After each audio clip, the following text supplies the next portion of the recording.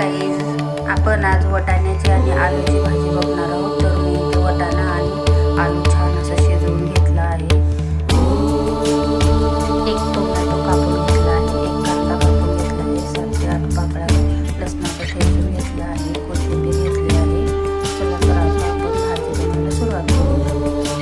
तेल टाकून घेतले आहे,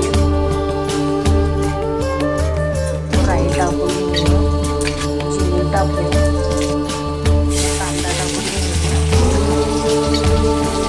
टोमॅटो टाकून घेऊया, लसूण टाकून घेऊया, परतून घेणार आहोत.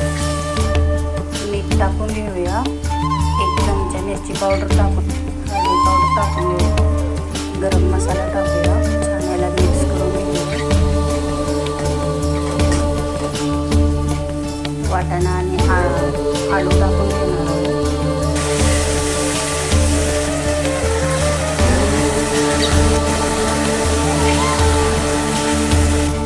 थोडंसं पाणी सोडून घेऊया.